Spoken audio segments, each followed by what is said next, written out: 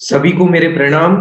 आज के जैन योग के 18th सेशन के अंदर आप सबका स्वागत है। तो हम आज की योग सेशन की शुरुआत करें उससे पहले आपको बताना चाहूंगा कि पिछले क्लास में हमने 5 प्रकार के अनुष्ठानों के बारे में बहुत ही डिटेल्स के अंदर जाना था।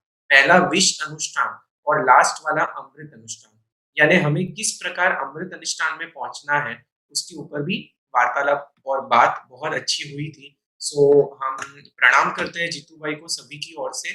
और जीतू भाई, आपका स्वागत करते हैं जैन योग की इस मंच के ऊपर आज की 18th स्वाध्याय श्रृंखला के अंदर। धन्यवाद नील भाई। जैन टॉक और जैन योग के इस वेबिनार में आप जैन योग के बारे में जो आयोजन किया है उसके लिए मैं आपको, रमेश भाई को और आपकी टीम को धन्यवाद देता हूँ। आज रविवार की सुबह है और 27वीं तारीख है।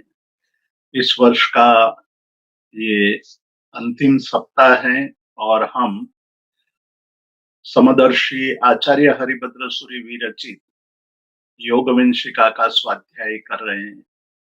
योग विंशिका की 14वीं गाथा, जिसमें आचार्य हरिभद्र सूरि ने योग की साधना किस प्रकार से करनी चाहिए उस पर विशेष हमें बोध दिया है। आचार्य हरिभद्र सूरि ने अनुष्ठानों का 5 प्रकार बता करके उनका संबंध विशेष रूप से हमारे मन के साथ जुड़ा है। हमारे मन के भाव योग या कोई भी क्रिया करते वक्त किस प्रकार का है वो हमें पहले ही निर्णय कर लेना चाहिए। उससे उत्तम क्रिया से उत्तम लाभ प्राप्त करने का मार्ग प्रशस्त हो जाता है। क्रिया उत्तम हो सकती है और आपकी साधना भी आगे बढ़ती जाती है, लेकिन यदि उसमें भाव विशुद्ध नहीं है तो हमारी जो साधना है उस साधना से जो लाभ हमें प्राप्त होना चाहिए वह लाभ पूर्ण रूप से प्राप्त नहीं हो पाता है।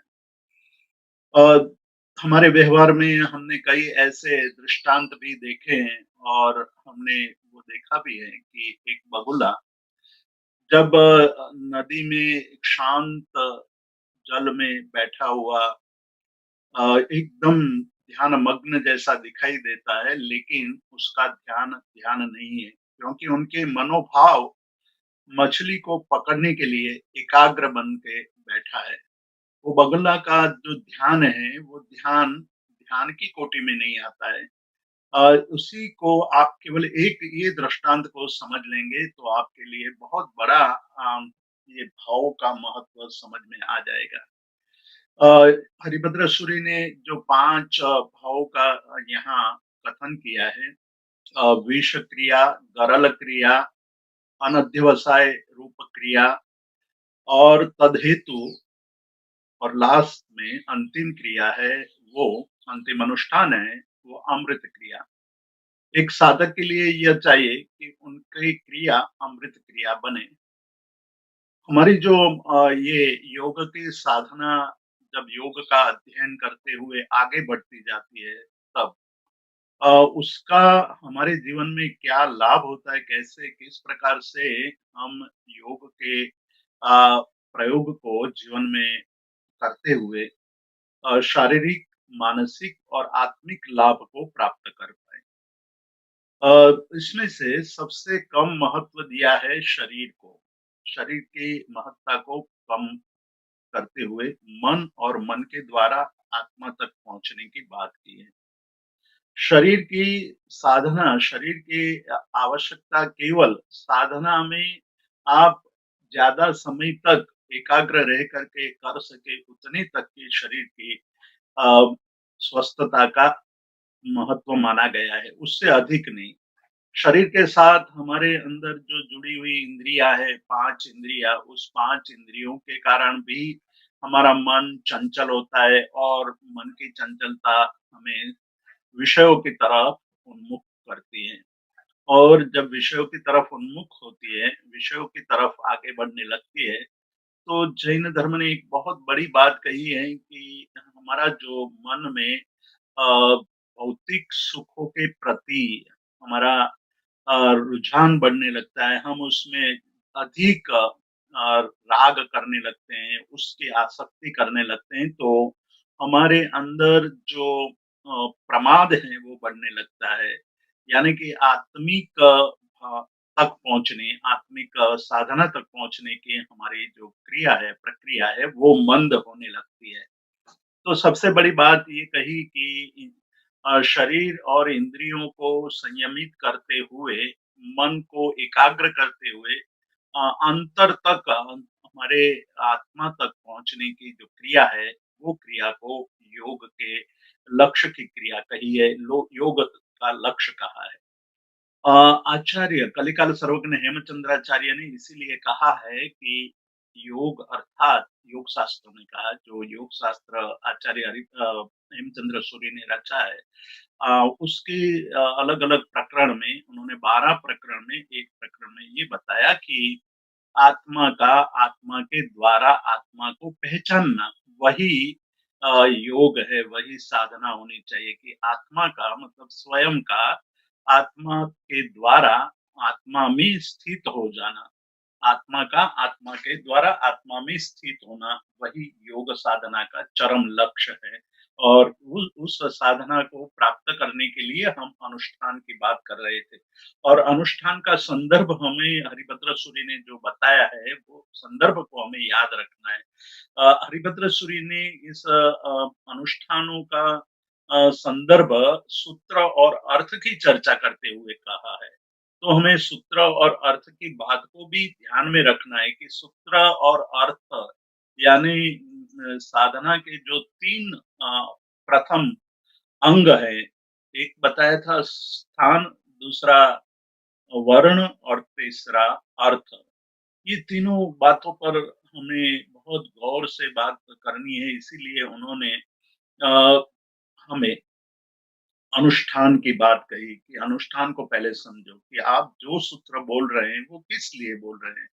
आप वसगहरम बोल रहे हैं, वसकरम स्तोत्र आर्यहत भद्रबाहु ने विशेष कारण से रचा था। उस समय भी महामारी हुई थी और अनेक लोग मरण के शरण हो गए थे।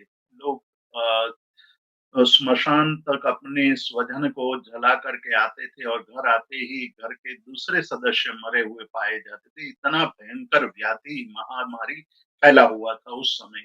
तो उस महामारी की रक्षा किसी भी तरह नहीं हो रही थी, तब लोगों ने आर्यभद्र बाहु स्वामी के पास आकर के उनसे मदद मांगी थी। तो आचार्य आर्यभद्र बाहु स्वामी ने अपनी साधना के आधार पर यह वसगहरम स्तोत्र की रचना की और वसगहरम स्तोत्र की रचना करते हुए ये बताया था कि इस स्तोत्र के पाठ करने से तुम्हारी महामारी का समाप्त हो जाएगा, महामारी परेशान नहीं करेगी।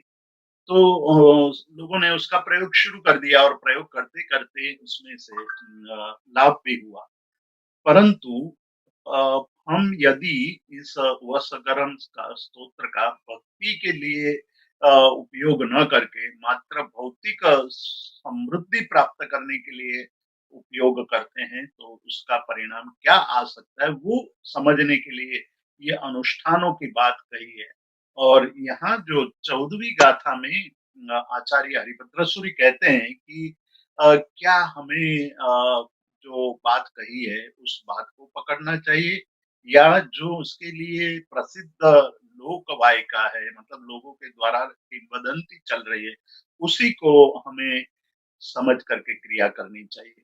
मतलब कि वो सगरम स्तोत्र का दृष्टांत मैं ले रहा हूँ या हम भक्तामर स्तोत्र का भी दृष्टांत सकते हैं। भद्रबाहु स्वामी ने जो ये वसगहरम स्तोत्र महामारी की समाप्ति के लिए लिखा, लेकिन उसमें ये भी बात कही गई कि भगवान आपके द्वारा जो दर्शाया गया है सम्यक दर्शन वही मेरे जीवन का लक्ष्य होना चाहिए और मैं उसी सम्यक दर्शन को पाने के लिए लालायित हूँ। मुझे ये मनुष्य जन्म मिला है तो मुझे सम्यक दर्शन की प्राप्ति होनी चाहिए। और जब सम्यक दर्शन की प्राप्ति होती है तो साधना का प्रारंभ होता है। उसके पहले जितनी भी साधनाएँ हैं, वो साधनाएँ इतनी प्रबल और फलदायी नहीं बनती हैं। तो साधना को फलदायी बनाने के लिए वही हरम स्तोत्र में ये कहा गया कि मैं आपके सम्यक पद की प्राप्ति के लिए, आपने बताए हुए सम्यक दर्शन की प्राप्ति के लिए लालायित हूँ।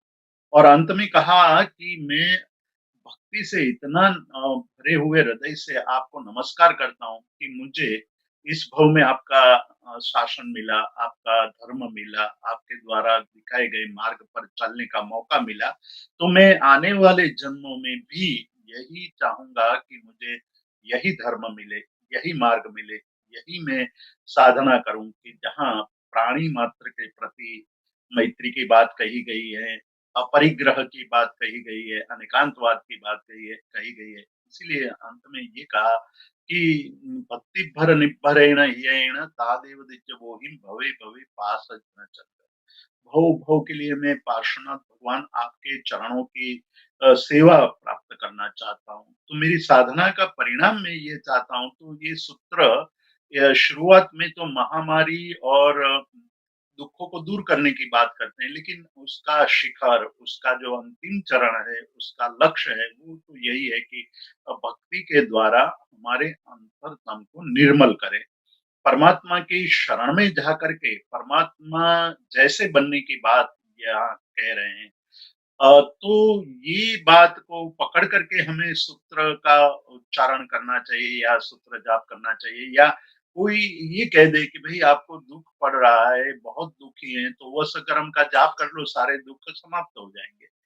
वसकर्म का जाप इस दृष्टि से भी कर सकते हैं, उसमें कोई निषेध नहीं है, कर सकते हैं, लेकिन अंतिम हमारा लक्ष्य तो यही होना चाहिए कि ऐसे करते हुए हमारे दुःख की समाप्ति हो जाए, तब हम निर्दोष भाव से, निर्मल चित्त से बहुमान पूर्वक और परमात्मा के प्रति भक्ति भाव से निर्भर होकर के, भक्ति भाव से पूर्ण रूप से हृदय को भर करके हम पूर्ण समर्पित हो जाए। ऐसे भाव जब तक हमारे मन में नहीं आएँगे तो हमारा जब कार्य सिद्ध हो जाएगा तो फिर हम साधना छोड़ देंगे। साधना छोड़ कर के हम सांसारिक प्रवृत्ति में लग जाएँगे।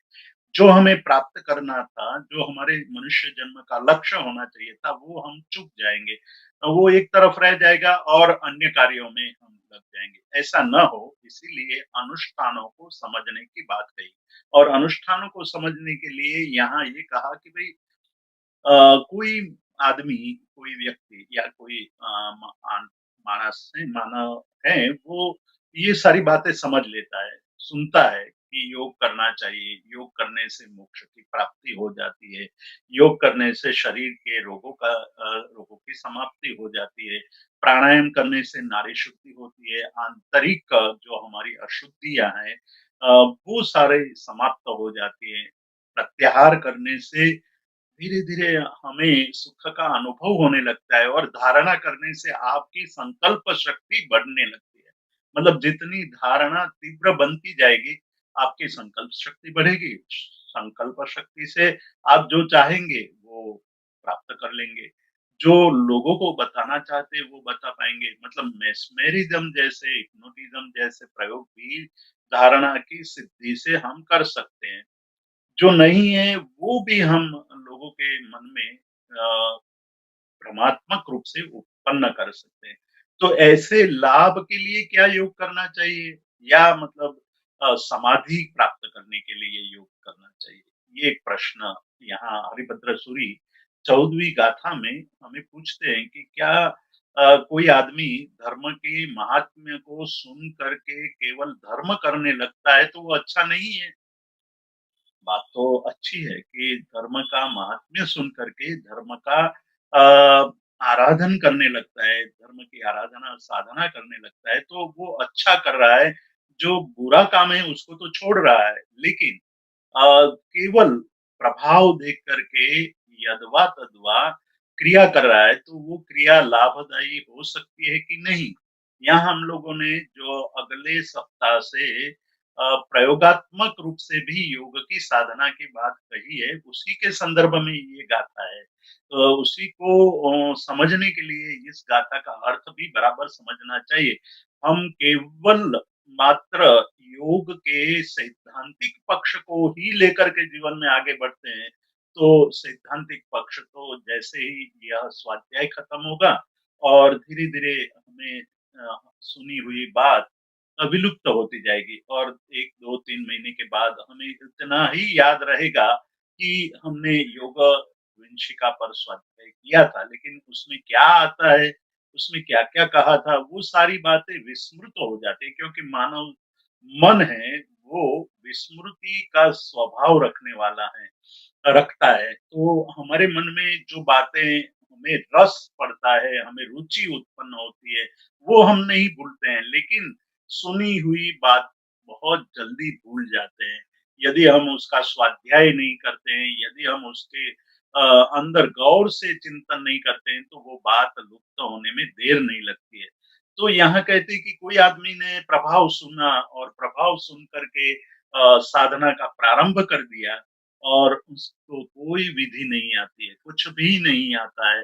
केवल प्रभाव सुनना है और लोगों के सामने मैंने देखा है कि पूजा करनी चाहिए, इसलिए वो पूजा करने लगता है। वो सोचता है कि सामायिक करनी चाहिए क्योंकि दूसरे लोगों को सामायिक करने से बहुत लाभ हुआ है, वैसी बात सुन कर के वो सामायिक करने लगता है, लेकिन सामायिक की विधि नहीं जानता है, कुछ भी नहीं जानता है।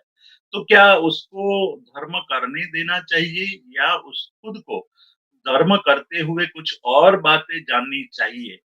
ये एक बहुत अहम प्रश्न है और ये प्रश्न हमारे व्यवहार के लिए भी उतना ही आवश्यक है कि हम जब कार्य करते हैं, तो कार्य कैसे करना चाहिए, वो भी हमें सीखना पड़ता है। हमें कोच के पास उसकी शिक्षा लेनी पड़ती है। एक या कोई खेल खेलने वाला खिलाड़ी होता है, वो भी कोच के पास जाकर के टेक्निक समझता है, तब वो उस गेम में सफलता हासिल करता है। लेकिन केवल बैट पकड़ लेने से बैट्समैन नहीं बन सकते हैं, केवल गेंद पकड़ लेने से हम बॉलर नहीं बन जाते हैं, केवल फील्ड पर खड़े रहने से हम फील्डर नहीं बन जाते। उसके लिए हमें चौकन्ना बनना पड़ता है, उसके लिए अभ्यास करना पड़ता है, उसके लिए और सारे काम को छोड़ कर के हमें उसी कार्य में लगना पड़ता है। इसीलिए जब श्री कृष्ण ने अर्जुन को धर्म के मार्ग पर आगे चलने का उपदेश दिया था, तब यही बात कही थी कि अभ्यासेन तु कौन्तेय वैराग्येन च। तुम्हें यदि सिद्धि प्राप्त करनी है, तो अभ्यास करना पड़ेगा। बार-बार उसको आप प्रैक्टिस करनी पड़ेगी और ऐसी प्रैक्टिस करने से तुम्हें अपनी इच्छित फल की प्राप्ति होगी। तो यहाँ एक अलग ढंग से प्रश्न पूछते हैं हरिभद्र सूरी कि क्या अविधि से धर्म करना चाहिए या विधि पूर्वक ही धर्म करना चाहिए? ये दोनों बात का बहुत बड़ा महत्व है और उसी पर चिंतन करना है। एक आदमी इसको एक छोटे से दृष्टांत के द्वारा मैं आपको समझाना चाहता हूँ कि एक छोटा आदमी अ, उनके पास एक चाकू था। वो चाकू को बहुत प्यार करता था। तो उसके मित्र ने उनको पूछा कि इतना प्यार क्यों करता है इस चाकू को? ये इसमें कोई कुछ भी नवीनता नहीं है। तो कहता है कि नहीं-नहीं ये तो बहुत प्राचीन चाकू है और ये करीब 500 साल पुराना होगा। तो उन्होंने कहा कि भई ये दिखाई तो नहीं दे रहा है। तो कहा हाँ, नहीं-नहीं ऐसा है कि ये मेरे दादा, परदादा, उसके परदादा इस चाकू का उपयोग करते थे। करीब-करीब हमारे पीढ़ी में ये बहुत प्राचीन है और ये एंटीक बन गया है ये चाकू। इसलिए मैं उसको उनकी रक्षा करता हूँ, उसका ध्यान रखता हूँ, उसको सँभाल कर रखता हूँ। तो उन्होंने कहा कि भई ऐसा तो नहीं दिखाई देता है, उसका उसकी ब्लेड भी नहीं है, उसका जो पकड़ने वाला भाग है, वो भी नया है। तो कहा कि हाँ, वो बात तो सही है क्योंकि जब इसकी ब्लेड बिगड़ गई तो हमने ब्लेड डाली थी नई और उसका जो पकड़ने वाला पोर्शन है, वो जब खराब हो गया तो उसको नया डाला है। इसलिए ये पुरानी है लेकिन दिखाई नहीं दे रही है, पर है एंटीक। तो इस प्रकार से हम अपने जीवन में जो साधना है, उस साधना को बराबर नहीं समझें और ऐसा माने कि हम तो योग साधना कर रहे हैं, तो वो योग साधना कितनी लाभकर्ता हो सकती है, उसका यहाँ चिंतन करते हैं कि क्या हमें जो साधना करनी है, वो साधना विधि पूर्वक करनी चाहिए या अविधि से करनी चाहिए। हम आसनों की बात करते हैं और प्राणायाम की बात करते हैं। आसन और प्राणायाम में ही हम योग को समाप्त कर देते हैं, उतना ही योग है ऐसा मानते हैं। लेकिन पतंजलि स्वयं कहते हैं कि योग की साधना तो प्रारंभ होती है यम से और नियम से। यम, नियम, आसन, प्राणायाम, प्रत्याहार, धारणा, ध्यान और समाधि, ये समाधि उनका शिखर है, प्रारंभ है यम और नियम से। लेकिन हम यम नियम की तरफ ध्यान नहीं देते। यहाँ आचार्य हरिभद्र सूरी ने सूत्र के बारे में और अर्थ के बारे में और फिर आलम्बन के बारे में यह प्रश्न, उस संदर्भ में यह प्रश्न पूछा है कि क्या विधि पूर्वक ही क्रिया करनी चाहिए? ये आवश्यक नहीं है कि हम कुछ भी प्रकार ये हम नहीं कर सकते हैं कि किसी भी प्रकार से हम धर्म करें, किसी भी प्रकार से। तो हम धार्मिक तो बन ही जाते हैं। तो कहते हैं कि नहीं, ऐसी बात नहीं है। आपको विधि को समझना चाहिए, विधि पूर्वक ही कार्य करना चाहिए। जब आप विधि पूर्वक कार्य करते हैं, तो आपको बहुत अधिक लाभ मिलता है। तब भी ये प्रश्न तो खड़ा होता है कि वो विधि या अविधि करने वाले के मन में जो भाव है, वो भाव का क्या मूल्य फिर? फिर जो आपने अनुष्ठान बताए थे, अनुष्ठान में जो बात कही थी कि वेश, गरल और अनध्यवसाय रूपी 3 अनुष्ठान है, वो तो बेकार के अनुष्ठान है, वो जीवन को लाभ देने वाले नहीं है। और आप यहाँ विधि को भी जोड़ देते हैं। तो ये बात हुई कि विधि का महात्म्य है कि अनुष्ठान का महात्म्य है। तो उन्होंने कहा कि भाई विधि का भी महात्म्य है और अनुष्ठान का भी महात्म्य है। कोई एक आदमी विधि पूर्वक सारी क्रिया करता है, मतलब जब मंदिर जाता है तो पैदल नंगे पैर जाता है, उत्तम द्रव्य लेकर जाता है, मूल्यवान पुष्प परमात्मा के लिए ले जाता है, उत्तमोत्तम केसर लेकर जाता है, मतलब उनका स्पेन का ऑर्गेनिक केसर मंगवाता है, उसी को घिस करके और उत्तम रियल चंदन से घिस करके परमात्मा की भक्ति करता है। तो लोग कहते हैं कि इसकी जो भक्ति है, उसका कोई दूसरा दृष्टांत नहीं है। मतलब पूरे संघ में उसकी भक्ति की इतनी बुरी-बुरी अनुमोदना होने लगती है, प्रशंसा होने लगती है। तो किसी आदमी ने उसको पूछा कि आप भगवान को एकदम लाल केसर से भक्ति कर रहे हैं, तो आपकी भक्ति तो अद्भुत है। आप ये सब कर रहे हैं तो किस लिए कर रहे हैं? तो कहते हैं कि भाई जितनी लाली अच्छी बनती है, उतना ही हमारा बिज़नेस में लाली आने लगती है।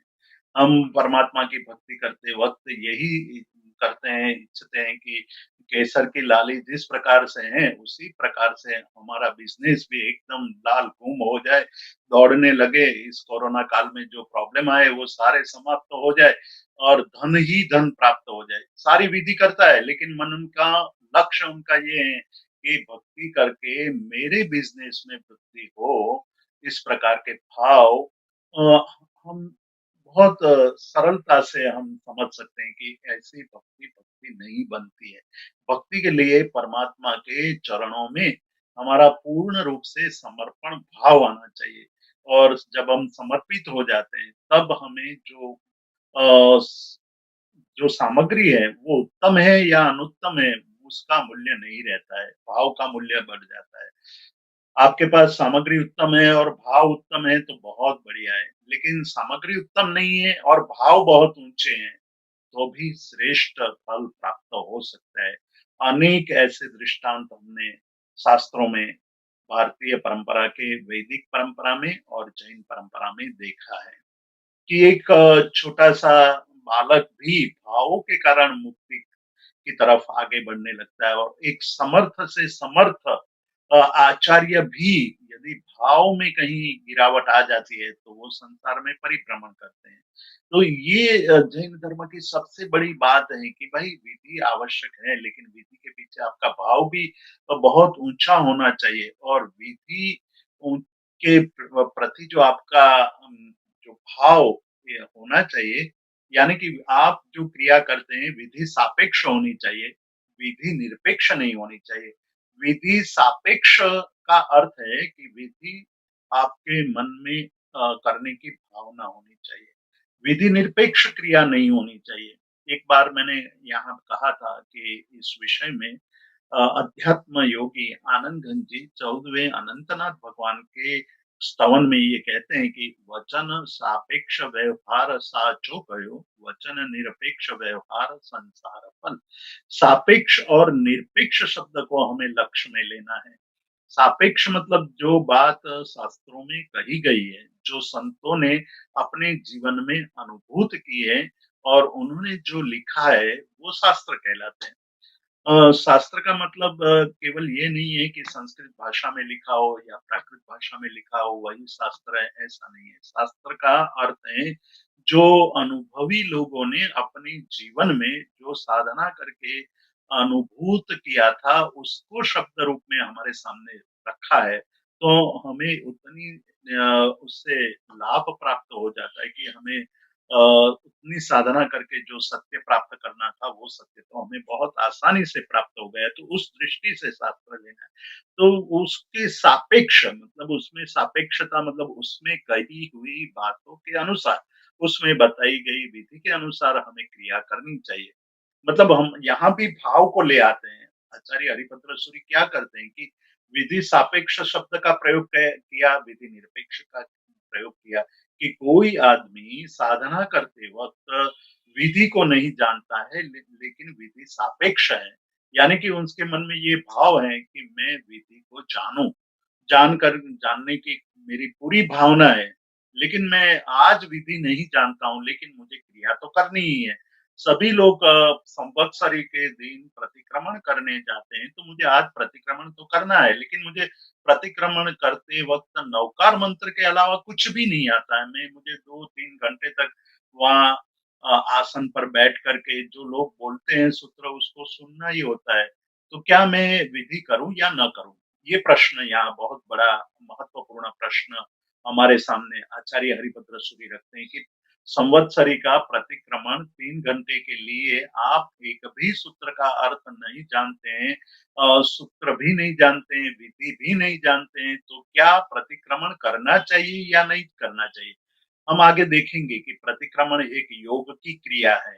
जब हम प्रायोगिक धोरण से प्रायोगिक रूप में हमारे क्लास शुरू होगी, तब हम देखेंगे कि प्रतिक्रमण किस रूप में योग की उत्तमोत्तम क्रिया है कि आप जब प्रतिक्रमण में अलग-अलग मुद्राओं में बैठते हैं, तो आपके मन के भावों को किस प्रकार से वो क्रिया प्रभावित करती है, केवल केवल मात्र आसन पर बैठने से। तो ये बात हम जब प्रायोगिक रूप में हमारी क्रियाएँ शुरू करेंगे, तब उसकी चर्चा निश्चित रूप से करेंगे। लेकिन आज हमें सैद्धांतिक रूप से ये जानना है कि क्या संवत्सरी प्रतिक्रमण करना चाहिए या नहीं करना चाहिए। एक योग की क्रिया हम केवल ये माने कि श्रावक का कर्तव्य है संवत्सरी का प्रतिक्रमण करना चाहिए। तो मैं तो कुछ जानता नहीं हूँ, उसकी बजाय मैं घर बैठ कर के किसी के स्वाध्याय को सुनूँ, किसी के लेक्चर को सुनूँ, धर्म के लेक्चर को सुनूँ, वो अच्छा नहीं है क्योंकि मैं 3 घंटे जो भी सुनूँगा उसका मेरे मन में पूरा प्रभाव पड़ेगा। मैं उसके अर्थ को समझूँगा और अर्थ को समझ कर के मैं कुछ ज्ञान अर्जन करूँगा, तो मुझे आनंद आएगा। लेकिन ये 3 घंटे तक प्रतिक्रमण में बैठे हुए एक भी शब्द का अर्थ नहीं समझता हूँ और केवल सुनता हूँ, तो वो उसका क्या लाभ? ये प्रश्न पूछा गया है। आचार्य हरिभद्र सूरि एक ये महत्वपूर्ण प्रश्न हमारे सामने रखते हैं कि क्या करना चाहिए? करना चाहिए या नहीं करना चाहिए? तो उन्होंने कहा कि विधि सापेक्ष यदि आप हैं, यानी कि आप नहीं जानते हैं विधि का अर्थ क्या है, सूत्रों का अर्थ क्या है, वो नहीं जानते तथापि आपको विधि करनी चाहिए। क्योंकि आपके मन में ये जानना आपके मन में ये भाव होना चाहिए कि ये हमारा प्रतिक्रमण है, उस प्रतिक्रमण को हमें करना चाहिए, ये एक आवश्यक क्रिया है। दूसरा भाव ये होना चाहिए कि मुझे अब जो समय मिला है, उस समय में मैं इसके अर्थ को भी जानूँगा, कोशिश करूँगा कि मैं वसगहरम स्तोत्र का भी अर्थ जान लूँ, वंदिता सूत्र का भी अर्थ जान लूँ, मैं शांति के अर्थ को भी जानूँ। इस प्रकार के सापेक्ष भाव है यदि, तो आपकी विधि भले आप नहीं जानते हैं, तब भी आप लाभ प्राप्त कर सकते हैं।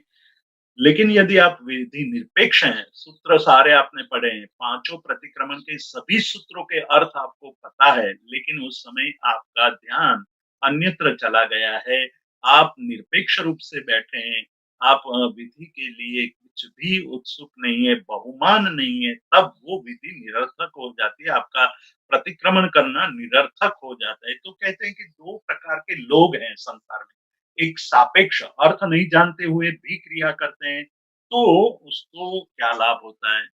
तो यहाँ कहते हैं इसका अर्थ जवाब दे दिया है गंधर्व भगवंतों ने आवश्यक सूत्रों में, वंदिता सूत्र में एक कहा है कि जहाँ विषम कुट्ठ गए मंत मूल विसारया विद्यानंति मंते तो तम अवय निदिसम।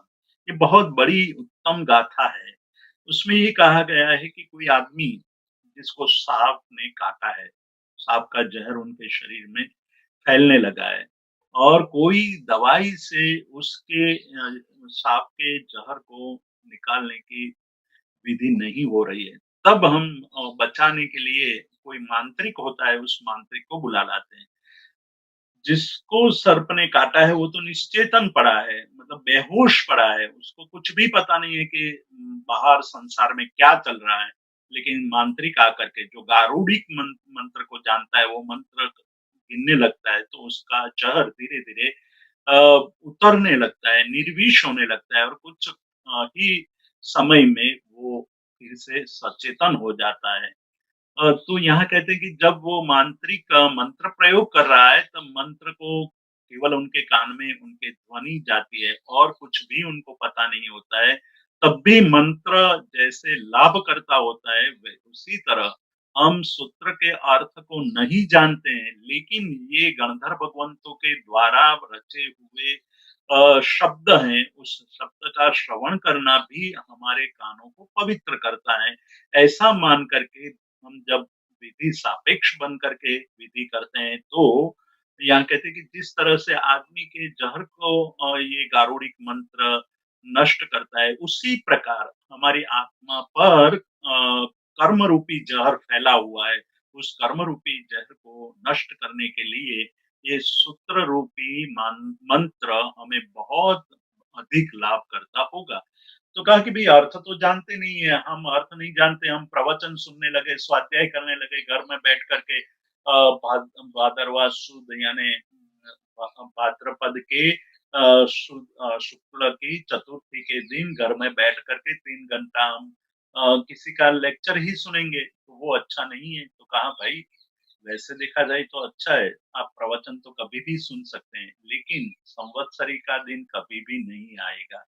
वो एक बार आपके हाथ से चला गया तो चला गया, एक बात। दूसरी बात ये कहते हैं कि आप उस समय ये योगात्मक क्रिया नहीं करते हैं, प्रतिक्रमण नहीं करते हैं, तो पहले ही दिन आपने जो शासन की मार्ग की परंपरा है उसको लुप्त कर दी और आप एक ऐसा नया मार्ग शुरू करेंगे, कहेंगे कि प्रतिक्रमण तो बेकार है, प्रतिक्रमण नहीं करना चाहिए। एक छोटा-सा छेद आपने आचार के विषय में कर दिया, तो आगे चलते हुए यही बात इतनी बड़ी हो जाएगी कि भई संवत्सरी का प्रतिक्रमण करने के बजाय स्वाध्याय कर ले वो अच्छा है। तो धीरे-धीरे ये बात हर रोज के प्रतिक्रमण में भी आ जाएगी कि हर रोज के प्रतिक्रमण करने से क्या लाभ? मुझे सूत्र तो सारे आते हैं लेकिन अर्थ नहीं आता है। यहाँ एक बात मैं आपको एक बताना चाहता हूँ कि हम विदेश जाते हैं, हम जान लेते हैं कि विदेश में बहुत बड़े धन की संभावना है, तो वहाँ हम जाकर के जो इंग्लिश नहीं जानने वाले लोग भी जब अमेरिका में जाते हैं, तब उनको पता चलता है कि यहाँ रहने के लिए इंग्लिश आवश्यक है। तो वो 2, 4, 6 महीने में जो यहाँ एक शब्द भी सही रूप से बोल नहीं पाता था, वो इतना अच्छा इंग्लिश बोलने लगता है क्योंकि आवश्यकता उसको महसूस हुई। उनकी आवश्यकता महसूस होने पर वो भाषा को सीख लेता है। उसी तरह हमें ये आवश्यकता महसूस होनी चाहिए कि हमारे आत्मा का कल्याण करने के लिए यह एक मार्ग है और इसी मार्ग पर चलने से हमें लाभ हो सकता है अन्य मार्गों की अपेक्षा से। यदि हम ऐसा मान करके साधना के मार्ग पर आगे बढ़ते हैं, तो भले ही अर्थ नहीं जानते हैं, तब भी हमें आगे चलते हुए अर्थ का बोध होने लगेगा और विधि पूर्वक कार्य करने की हमारी प्रवृत्ति बढ़ने लगेगी। और जो अनुष्ठान है, वो अनुष्ठान भले आज विष अनुष्ठान है, लेकिन धीरे-धीरे अमृत अनुष्ठान तक हम पहुँच पाएँगे। तो एक यहाँ आचार्य हरिभद्र सूरी ने ये कहा कि ये तीर्थ है, मतलब ये जो अ, हम शासन कहते हैं या धर्म कहते हैं, धर्म को तीर्थ कहा है और तीर्थ शब्द का अर्थ है जो तारता है, जो हमें एक छोर से दूसरे छोर पर पहुंचाता है। जहां हम खड़े हैं वहां तो खड़े रहने जैसा नहीं है। यहाँ अपार दुख है, अपार प्रपंच है, अनेक प्रकार की समस्याएं हैं, शारीरिक, मानसिक और अनेक प्रकार की आदि व्याधि और उपाधि यहाँ हम झेल रहे हैं।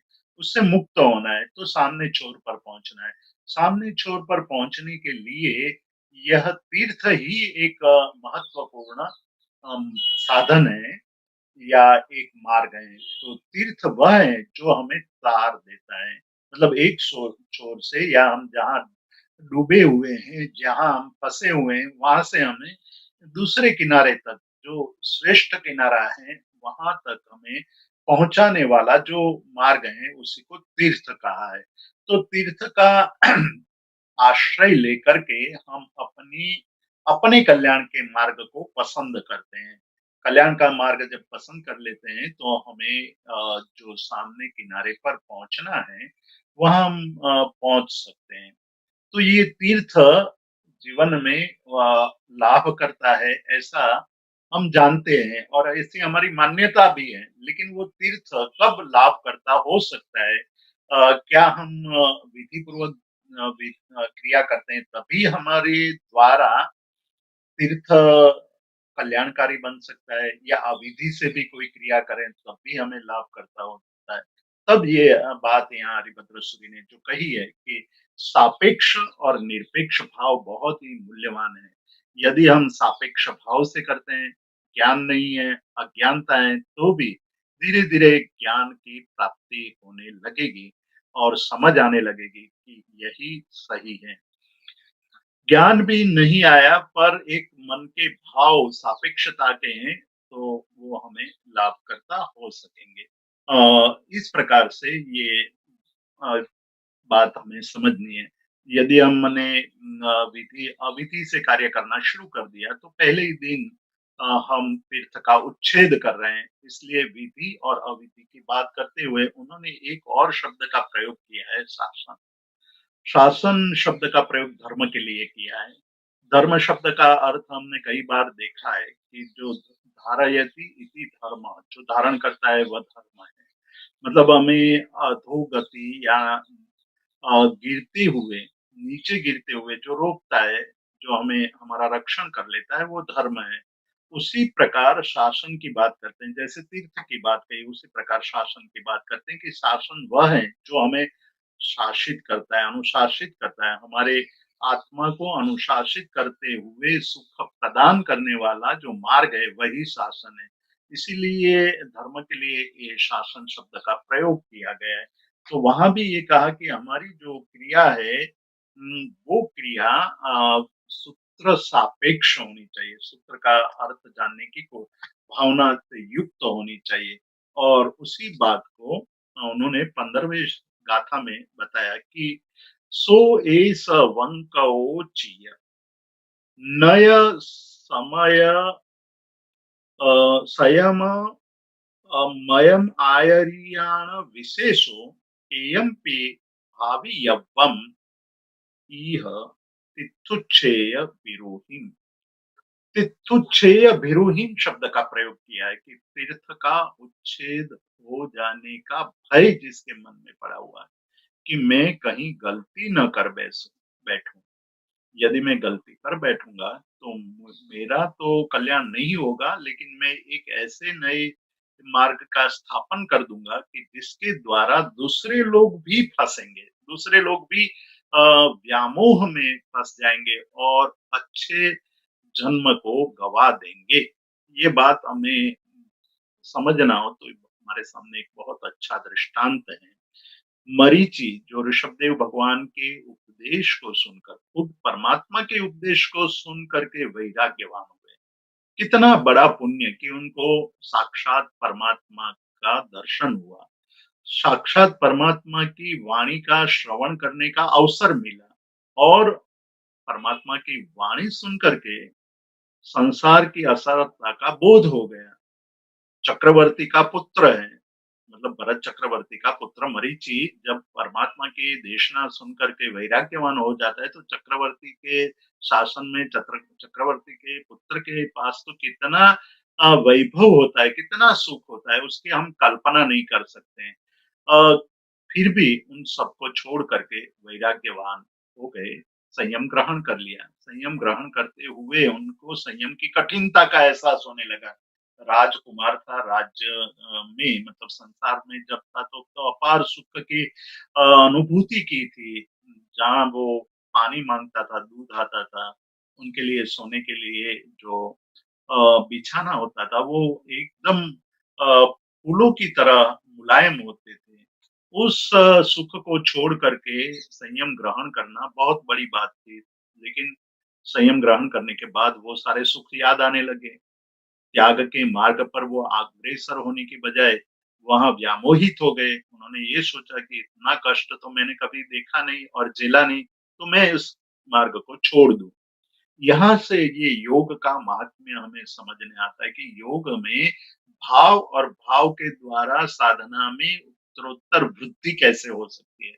यदि हमारा आलंबन नीचा हो गया, मतलब हम फिर से वो बातें याद करने लगेंगे, तो हम धीरे-धीरे नीचे की तरफ गति करने लगेंगे।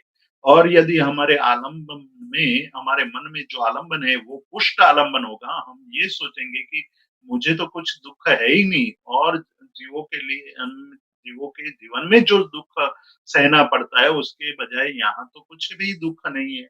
इस प्रकार के भावों से धीरे-धीरे आगे बढ़ने की बजाय ये मरीचि ये सोचने लगता है कि यहाँ तो परम दुःख है, तो उन्होंने अपने मार्ग को बदल दिया।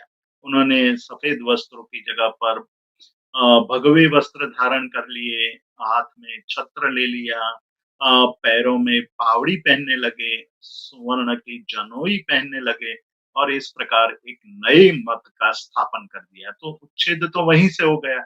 उच्छेद हुआ तो भावों में भी परिवर्तन आ गया। भावों में परिवर्तन आने से धीरे-धीरे गिरने की शुरुआत हो गई।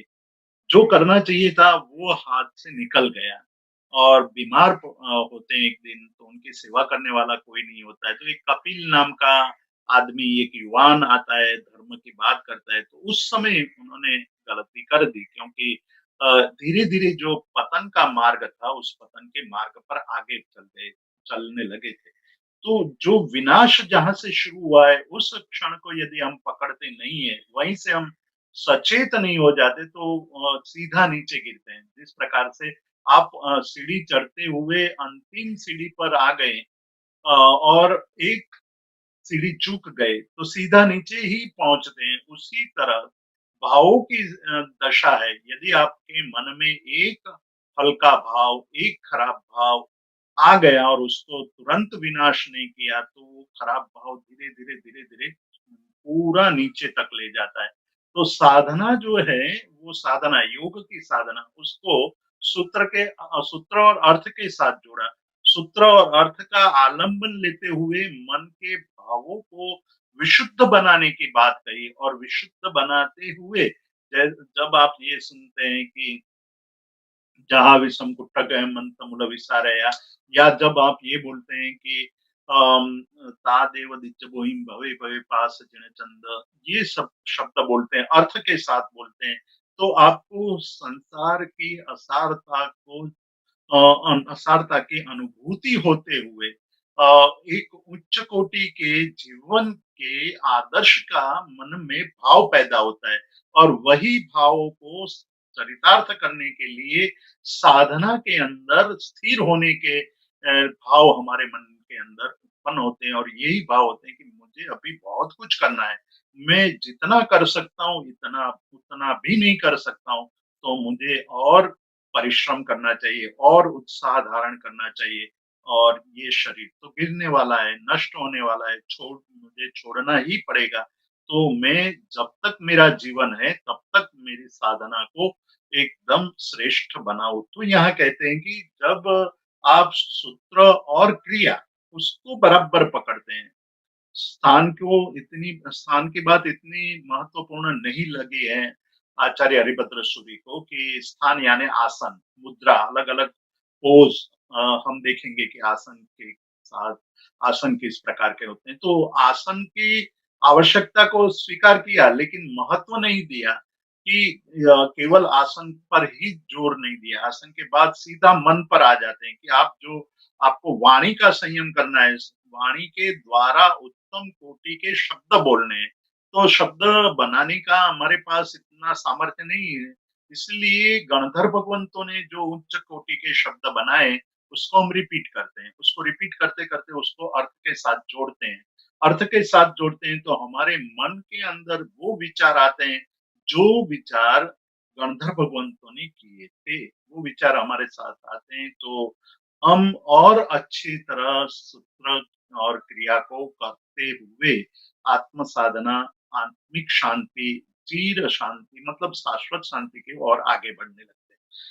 परंतु जो वक्र लोग हैं, जो मतलब ये समझते हैं कि भई सूत्र का पाठ नहीं करना चाहिए, ये रटना बहुत बेकार बात है, खाली भाव शुद्ध कर लो। तो भावों को शुद्ध करना इतना दुष्कर है, क्योंकि वो कब मन कहाँ से कहाँ चला जाता है वो कहना मुश्किल है। इसीलिए सूत्र के आलंबन की बात कही। सूत्र के आलंबन से भी भाव भटकने की संभावना इसलिए बन जाती है कि एक बार आपने सूत्र रट लिया, फिर सूत्र तो चलते रहते हैं, लेकिन मन कहीं अन्यत्र भागता रहता है। तो उसके लिए मन को स्थिर करने के लिए सूत्र के साथ अर्थ को भी जोड़ा। सूत्र और अर्थ जोड़ देते हैं, दोनों साथ-साथ में चलते हैं, तब मन भी शांत होने लगता है। मन एक ही विचार में लग जाता है। अन्य विचार, अन्य जो मन में प्रपंच चल रहे होते हैं, वो शांत होने लगते हैं, वो निर्मूल होने लगते हैं। तो मन की शक्ति का व्यय रुक जाता है। मन अपार शांति की अनुभूति की तरफ आगे बढ़ने लगता है। हमारे मन में यदि एक ही विचार स्थिर हो, बाकी के सब विचार शांत हो गए हों, तो हमें शांति की अनुभूति होती है। वो ही तीसरा चौथा स्टेज है जो आलंबन की बात कही है। लेकिन आलंबन और निरालंबन की बात हम आगे करेंगे, क्योंकि आचार्य हरिभद्र सूरी उसके बारे में बहुत विस्तार से कहने वाले हैं। इसलिए हम केवल सूत्र और अर्थ का संयोग, सूत्र और अर्थ के संयोग से मन पर पड़ने वाले प्रभाव को यहाँ हमें देखना है, और वो प्रभाव है कि मन अन्य विचारों से मुक्त होकर के एक ही अर्थ के विचारों में लीन होने लगता है, तब उनको शांति, सुख, आनंद की अनुभूति होने की संभावना बढ़ जाती है। तो ये सारी क्रियाएँ तो क्रियात्मक क्रिया है, यानी कि क्रिया योग कहा है, लेकिन क्रिया योग विधि पूर्वक होगा तभी लाभ होगा।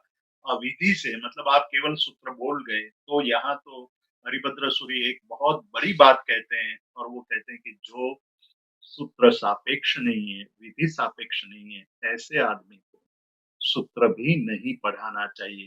उनको कोई सूत्र नहीं पढ़ाना चाहिए, क्योंकि कल को तो वो ऐसे विधान करेंगे कि सूत्र रटने से और सूत्र बोल जाने से कोई लाभ नहीं होता है। तो वो मार्ग का लोप करने वाला बन जाएगा, लोगों को भ्रमित करने वाला बन जाएगा। इसलिए विधि निरपेक्ष व्यक्ति को ये मार्ग का उपदेश नहीं देना चाहिए। जिसके मन में थोड़ी बहुत भी रुचि है, थोड़ा बहुत भी भाव है कि मुझे मेरा कल्याण करना है, उनके लिए यह मार्ग है। भले वो अर्थ जानता है या नहीं जानता है, उससे कोई फ़र्क नहीं पड़ता है, लेकिन मन के भाव तो एक अच्छे होने चाहिए, और इस अपेक्षा से ये बहुत बड़ी बात कही है। लगती छोटी है कि प्रारंभ में ये बात छोटी लगती है, लेकिन जब आगे बढ़ती जाएगी तो वो बहुत बड़ी बात हो जाएगी। वही गलती मरीचि ने कर दी थी। उन्होंने ये कह दिया था कि इहमपि धम्मम तत्थमपि धम्मम। जब कपिल ने ये कहा कि क्या आपने इतना बस अच्छा उपदेश दिया तो आप में धर्म नहीं है? मोह ने उनको गलती करवा दी। उन्होंने ये कह दिया कि यहाँ भी धर्म है, वहाँ भी धर्म है। अर्ध सत्य मतलब नरोवा कुंजरोवा जैसा वाक्य वहाँ बोल दिया। ये युधिष्ठिर ने जैसे जब जवाब माँगा था ये उनके पिता ने कि भई अश्वत्थामा मरा है कि नहीं मरा है? तब युधिष्ठिर ने ये कहा था कि भई नरो वा कुंजरो वा, आदमी मरा है या हाथी मरा है वो मैं नहीं जानता हूँ, मरा है लेकिन। ऐसे वाक्य का कथन भी बहुत बड़ा नुकसान करने वाला होता है। अर्ध सत्य भी असत्य ही है।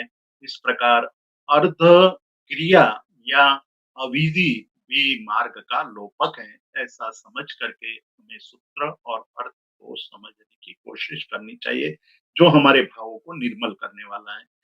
यहाँ आज समय हो चुका है, हमें प्रश्न उत्तर काल में भी थोड़ा बहुत चिंतन करना है, तो मैं अभी नील भाई को माइक सौंपता हूँ। Thank you so much Jitu भाई। आज आपने बताया कि योग की साधना हमें कैसी करनी चाहिए और उसके अंदर जो भावों का इम्पोर्टेंस होता है उसके बारे में आपने डिटेल तरीके से हमें बताया। ये बगुले का एग्जाम्पल हमें हमेशा याद रखना चाहिए, जो हमें मन के भाव कितनी क्या मैटर करते हैं वो समझ में आता है। तो इसी के साथ हम आज के सेशन को विराम देंगे। जगत के सभी जीवों का कल्याण हो, जगत के सभी जीव हमारे मित्र है, कोई भी मेरा वैरी नहीं है, इस भावना के साथ प्रार्थना। अणु परमाणु शिव बनी जाओ, आखा विश्व नु मंगल थाओ, सर्वे जीवो मोक्षे जाओ। कामेनि सव्व जीवे सव्वे जीवा खमन्तु मे, मित्ति में सव्व भूयेषु वैरम मज्जन कीणै। सर्वथा सौ सुखी थाओ, पाप ना कोई आचरो, राग द्वेष मुक्त बनीने समता सौ समाचरो।